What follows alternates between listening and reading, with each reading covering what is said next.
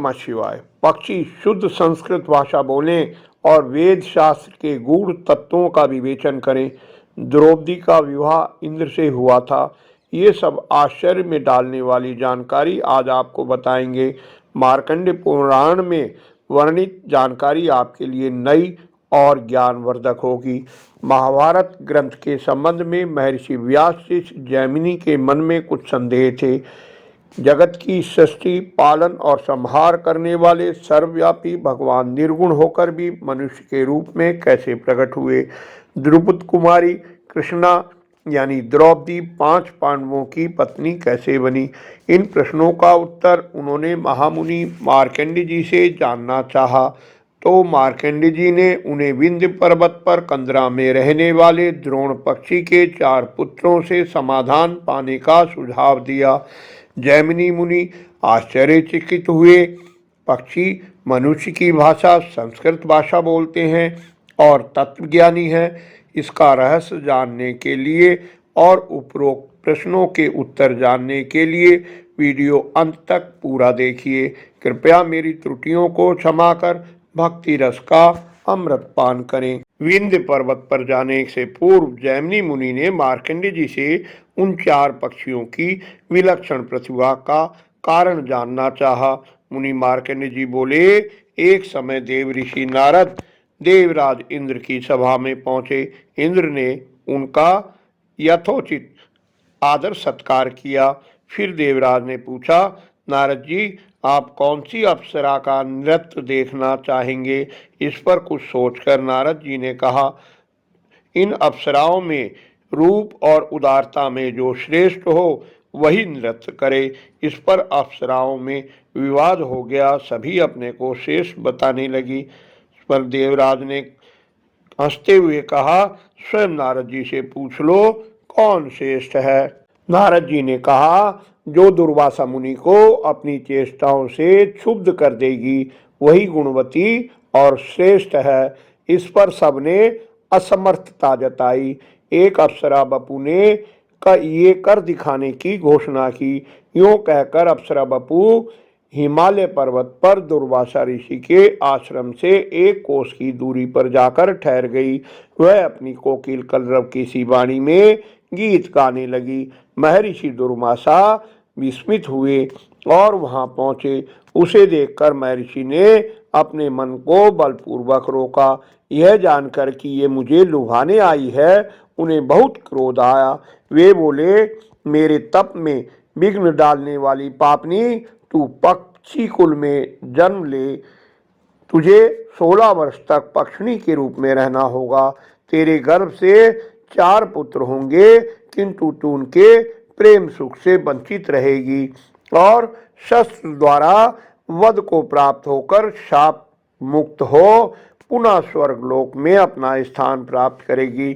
श्रापित अप्सरा बपू पक्षीराज गरुड़ के कुल में कंधर की पुत्री तारक्षी हुई। मंदपाल पक्षी के पुत्र द्रोण से उसका विवाह हुआ। कुछ समय बाद तारक्षी गर्भवती हुई। गर्भ अभी 3.5 माह का था कि वह कुरुक्षेत्र में गई। भावी प्रबल होने से अर्जुन भगदत्त के बीच लड़ाई हो रही थी।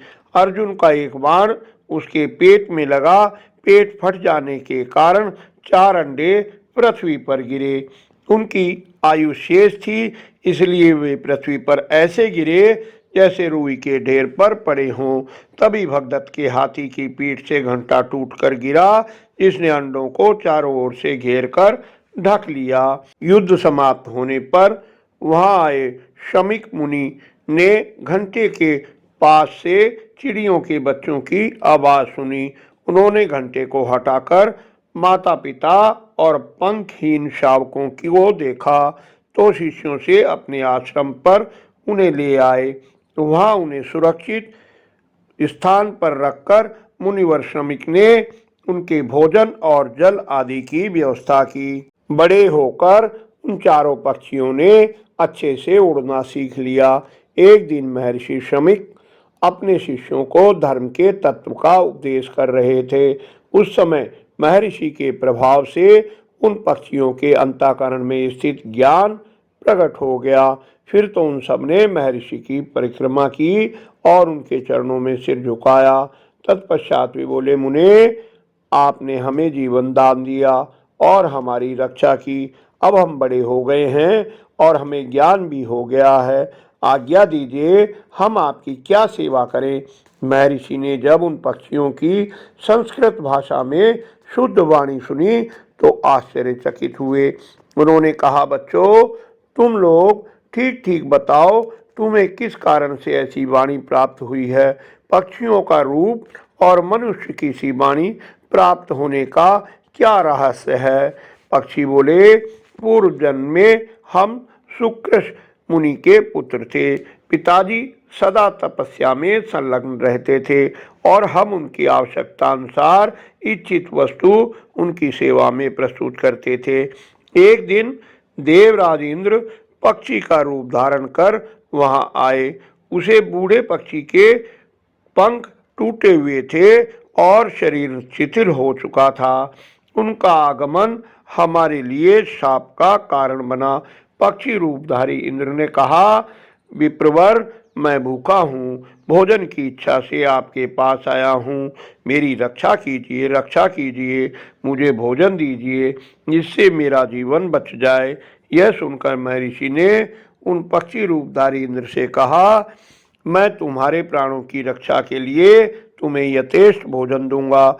मुझे तुम्हारे लिए कैसे आहार की व्यवस्था करनी चाहिए। उन्होंने कहा, मुने, मनुष्य के मांस से मुझे विशेष तृप्ति होती है। ऋषि ने कहा, कहाँ मनुष्य का मांस, कहाँ तुम्हारी वृद्धावस्था। खैर, मैंने प्रतिज्ञा कर ली है तो तुम्हें अवश्य दूंगा। हमारे पिता सुकृष्ण ने हमें चारों को बुलाया और कहा, पुत्रों, यदि तुम लोगों के विचार से पिता परम गुरु और पूजनीय हो तो मेरे वचनों का पालन करो। हम सबने बड़े आदर से कहा, पिताजी, आप आज्ञा दीजिए।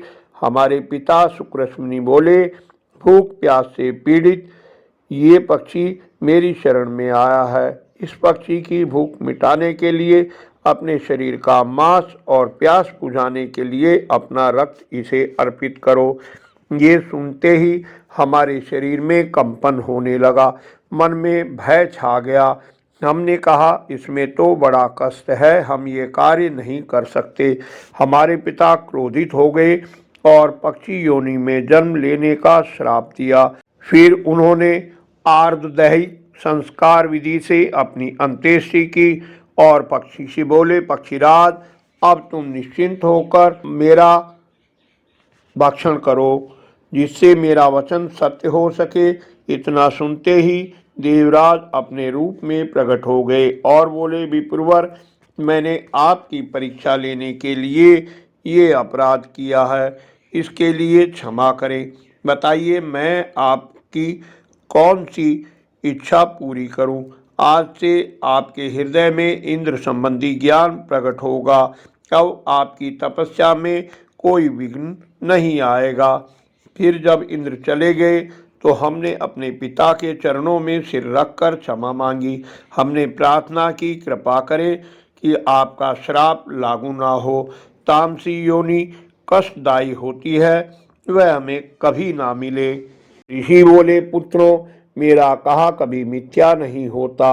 आज दैव ने बलपूर्वक मुझसे अयोग्य कर्म करा डाला है। पुत्रों, तुमने मुझे प्रणाम कर प्रसन्न किया है, इसलिए तिर्यक योनि में परम ज्ञान प्राप्त होगा। मेरी कृपा से ज्ञान पाकर तुम परम सिद्धि को प्राप्त कर लोगे। भगवान, यही हमारे पक्षी योनि का होने का रहस्य है।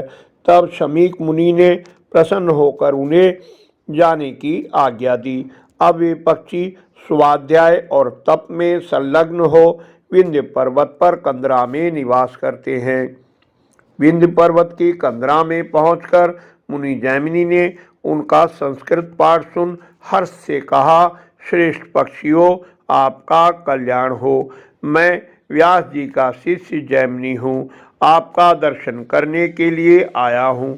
पक्षियों ने जैमिनी मुनि को पाद्य और अर्घ्य निवेदन किया और कुशल पूछी, फिर आने का कारण जानना चाहा। जैमिनी मुनि बोले, मुझे महाभारत शास्त्र में कई संदेह हैं। मैं समाधान पाने के लिए मार्कंडेय मुनि के पास गया था, उन्होंने आपके पास भेजा है। अब आप लोग मेरे प्रश्नों का उत्तर दीजिए। सर्वव्यापी भगवान जनार्दन संपूर्ण जगत के आधार, समस्त कारणों के भी कारण और निर्गुण होते हुए भी मनुष्य शरीर कैसे प्रकट हुए? द्रुपद कुमारी कृष्णा यानी द्रौपदी अकेली ही 5 पांडवों की महारानी क्यों कर हुई? पक्षियों ने कहा, संपूर्ण देवताओं के स्वामी, सर्वव्यापक, अंतर्यामी, अविनाशी, त्रिगुणमय, निर्गुण भगवान विष्णु को हम सबसे पहले नमस्कार करते हैं। हम भगवान ब्रह्मा और भगवान शिव को भी नमस्कार करते हैं। ब्राह्मण, वे सर्वव्यापी नारायण देव सगुण भी हैं और निर्गुण भी। उनका प्रथम स्वरूप ऐसा है जिसका शब्दों द्वारा प्रतिपादन नहीं किया जा सकता। भगवान का वह दिव्य विग्रह ज्योतिपुंज से परिपूर्ण है, वही योगी पुरुषों का अंतिम लक्ष्य है। वासुदेव नाम के इस दिव्य स्वरूप का साक्षात्कार अहमता और ममता के त्याग से ही होता है।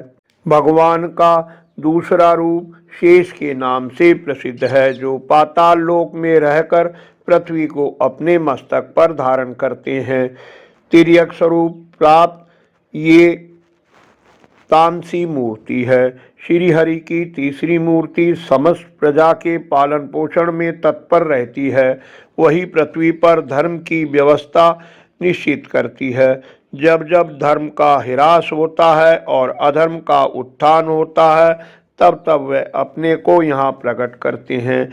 ये आपके पहले प्रश्न का उत्तर था। अब आप दूसरे प्रश्न का उत्तर सुनिए। ब्राह्मण, पूर्व काल में प्रजापति के पुत्र विश्वरूप इंद्र के हाथ से मारे गए। ब्रह्म हत्या ने इंद्र को धर दबोचा, इससे उनके तेज को बड़ी क्षति हुई। इंद्र का तेज धर्मराज के शरीर में प्रवेश कर गया। इंद्र निस्तेज हो गए। अपने पुत्र की हत्या से क्षुब्ध प्रजापति ने अपने तपबल से महान असुर वृत्तासुर को उत्पन्न किया, जो इंद्र के वध के लिए तत्पर हुआ। तो सप्त ऋषियों ने इंद्र और वृत्तासुर की संधि करा दी, लेकिन संधि की शर्तों का उल्लंघन कर इंद्र ने वृत्तासुर की हत्या कर दी। पुनः इंद्र पर ब्रह्म हत्या का आक्रमण हुआ। उस समय उनका सारा बल नष्ट हो गया। इंद्र के शरीर से निकला बल वायुदेव में समा गया। जब इंद्र ने गौतम का रूप धारण कर अहिल्या के सतीत्व का नाश किया, उस समय उनका रूप भी नष्ट हो गया और वह अश्विनी कुमारों के पास चला गया। पृथ्वी के पाप भार को कम करने के लिए देवताओं ने अपने अंश से अवतार लिए। इंद्र के शरीर से जो तेज प्राप्त हुआ था, उसे स्वयं धर्मराज ने कुंती के गर्भ में स्थापित किया। उसी से राजा युधिष्ठिर का जन्म हुआ। फिर वायु देवता ने इंद्र के ही बल को कुंती के गर्भ में स्थापित किया। उसी से भीम उत्पन्न हुए। इंद्र के आधे अंश से अर्जुन का जन्म हुआ।